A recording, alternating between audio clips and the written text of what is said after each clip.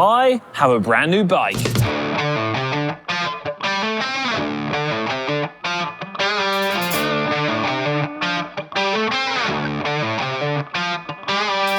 The Pinarello F7, a bike that looks every bit as good as a Dogma, but about half the price. In this video, I'm going to tell you everything that you need to know about this bike, including why I chose this exact model, the setup and tweaks that I've made compared to its original standard, and I'm also going to do a freehub sound check and weigh the bike. Right, show you the bike.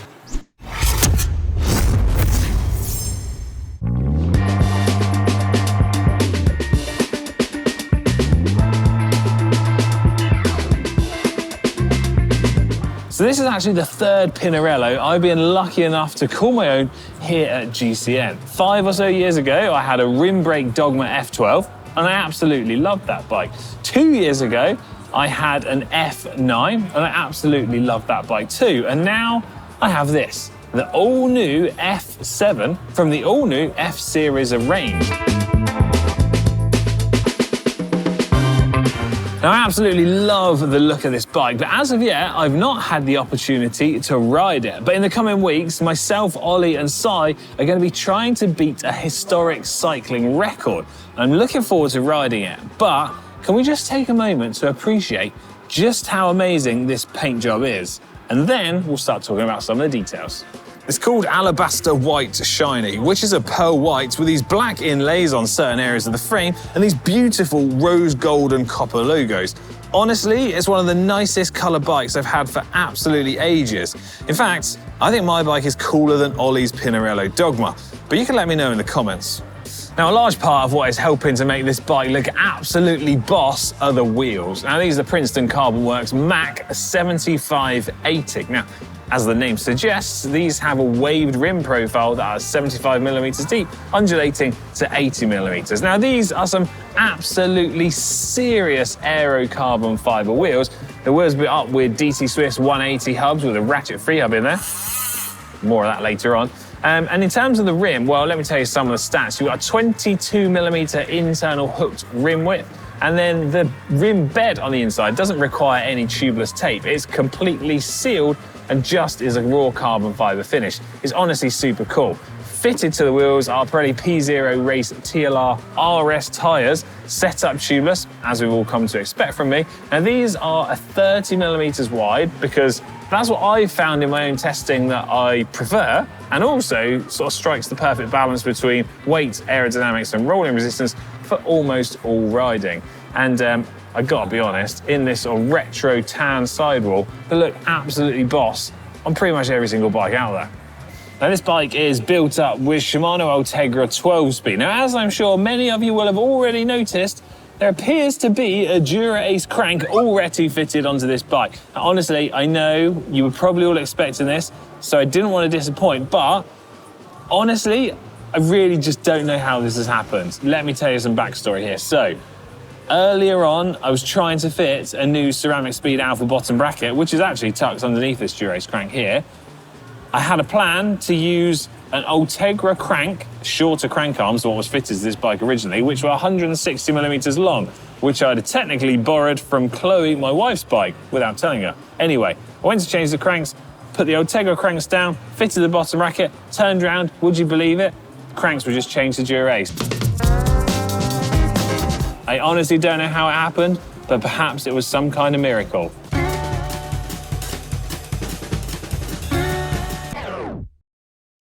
Okay, let's talk about what's going on at the back of the bike here, starting with the rear derailleur. So this bike, apart from the crank, is Shimano Ultegra because I really feel like it fits with the ethos and idea of what this bike is all about, offering much of the performance of Dura-Ace, but at that far more affordable price point. Still, that isn't going to stop me making some cheeky upgrades, is it? So, as you will have seen here, we've got this absolutely off-the-charts OSPW from Ceramic Speed. This one takes things to a whole nother level though, because it's got 3D printed titanium pulley wheels with coated hybrid ceramic bearings inside, but also this one has been anodized with this really cool oil slick color and finish. And it looks blooming so cool. Also, because we know I like all the little blingy parts, I've got this really cool chrome direct mount derailleur hanger from frames and gear. This literally turned up in the post earlier, so I'm super lucky to be able to get that on the bike in time. It looked kind of cool, although part of me inside is thinking I need to decide whether I go with shiny chrome effect or the iridescent oil slick finish, because at the moment they're not really working well together. So I'll fix that problem at some point in the future. The crank length, and the gearing in general on this bike is something that I'm gonna probably change and tweak, and it's gonna evolve over time as I get to grips with using this bike. And the reason for that is really because myself, Ollie and Sai are gonna be trying to beat a 47-year-old cycling record for the fastest 25-mile time trial. And this was actually set by Alf Engers, as I said, 47 years ago. And this is something we've been planning to do for a little while now. Apart from it just got slightly harder to beat, even riding as a team of 3, because in the last couple of months, the record was not only beaten, it was beaten by around 2 minutes. So we really have got our work out trying to achieve those kind of speeds. As such, I feel like it's likely that I'm gonna probably wanna use a 54-tooth chainring, maybe a 1x setup, and then the cassette at the back, well, I've already changed it from the 1134, which is what the bike came with, which is what I would tend to normally use, but I moved to an 11-30 just to have that sort of slightly closer ratios and jumps between the gears, because when you are trying to really optimize for a narrow margin of speed and power, it really helps to have those closer ratios.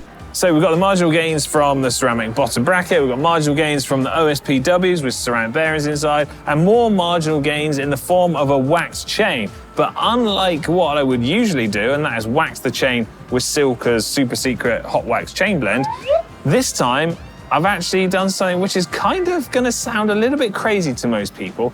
So if you cast your minds back, Silca actually launched a product called Speed Chip, which is a bit of the add into the normal wax to boost the speed of it. What I've done here, on the advice of Josh Portner from Silca, is to wax the chain purely with Speed Chip.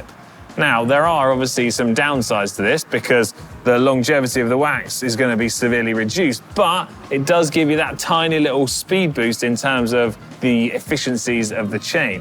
Now, Josh tells me that by waxing the chain with just the Speed Chip only, it's probably only really going to be good for around 100 to 150 kilometers. But that doesn't matter because the 25-mile record we're trying to break, well, really only equates to, I think it's 40.25 kilometers. So should be good for a couple of attempts, really. Now, using the Speed Chip only to wax the chain is something that Josh tells me some of the Silca-sponsored pro teams have been doing for some of the World Tour time trials over this past race season. So if it's good for them, it's going to be pretty good for me, isn't it?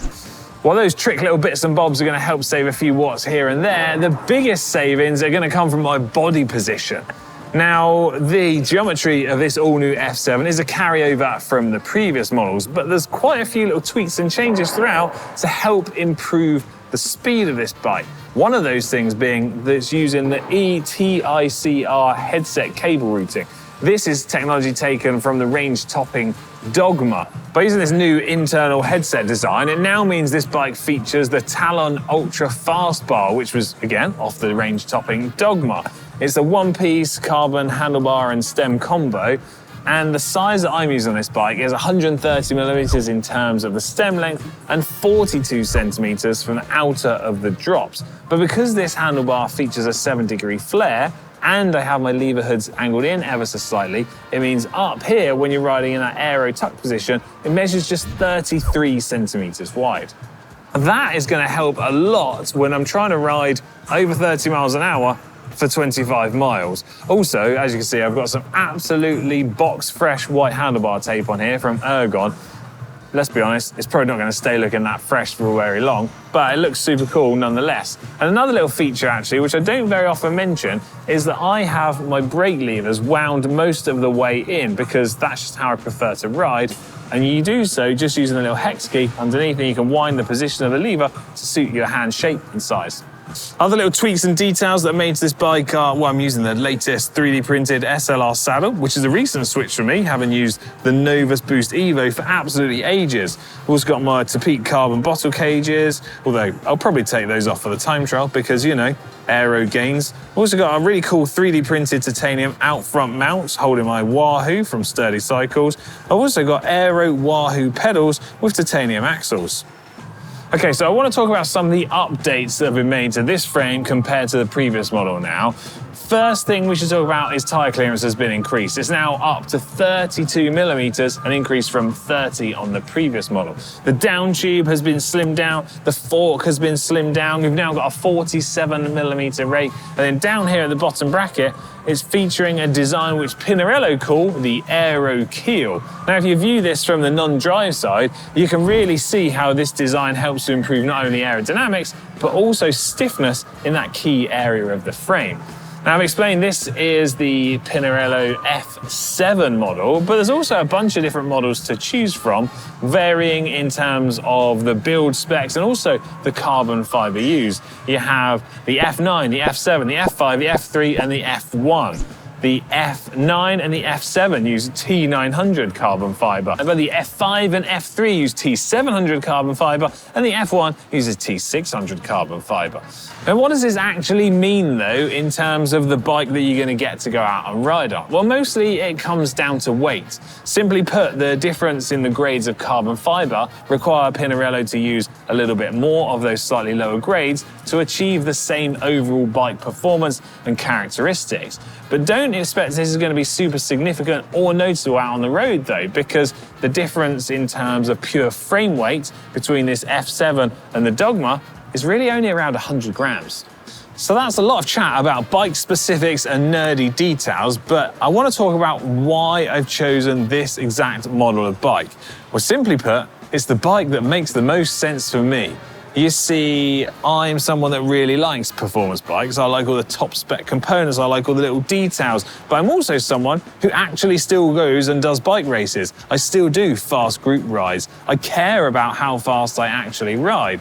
But the reality of this situation is I'm no longer a pro-level racer. So I feel like the F-Series range of bikes, and in particular the F7 with Ultegra, really strikes that perfect balance for me of performance versus price, and in reality, probably strikes a good balance for most other people. Although that said, if you are someone that has got enough money to buy the top spec bike of whatever brand you want, well then go for it, fill your boots. Who am I to tell you what to do? Okay then, for those of you who are super nerds, let me tell you a little bit more about the measurements and setup of my bike. So, I'm 186 centimeters tall and I ride a size 575 Pinarello.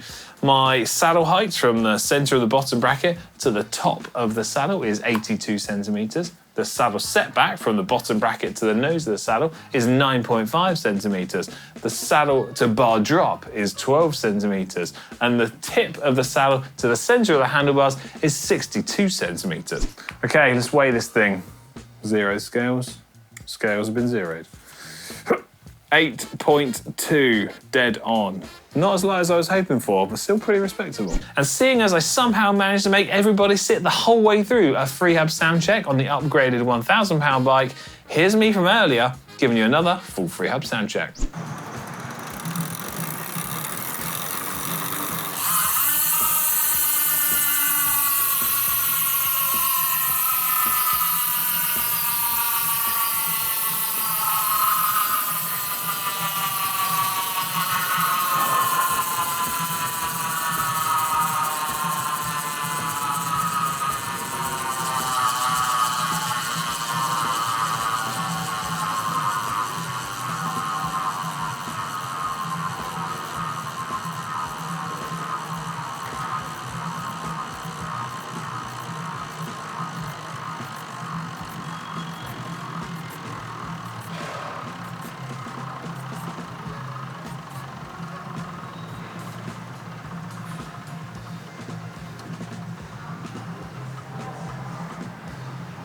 Nice. Okay, there you go, bike check done. Hope you enjoyed seeing my new bike. Please do let me know in the comments section down below what you think of it and some of the choices that I've made. Also, let me know if you've got any future upgrades I should consider making to this bike. And I also want to say big thanks to Pinarello for tricking me out with one of the coolest bikes around. Definitely way cooler than Ollie's. Also, let me know if you agree with my statement on that. Right, I'm out of here. See you later. If you want to help support our channel, turn on your notifications and hit that subscribe button for GCNTech. See you later. Bye.